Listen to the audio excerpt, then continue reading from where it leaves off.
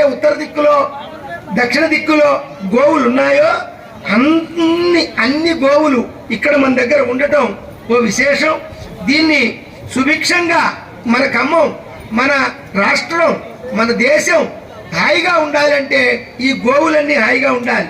మనకి పద్యాలు ఉండేవి, పాండవ విజయాలు. అదిగో ద్వారక ఆలమందలవిగో, తిరుపతి వెంకట కవులు రాశారు ఆ నాటకం.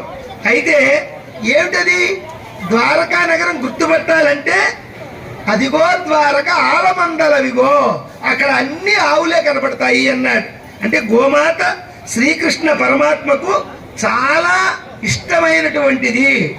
అంటే ఈ భూమాత సస్యశ్యామలం కావాలంటే గోమాత ముఖ్య సాధనం. బాగా ఈ మాట వినండి.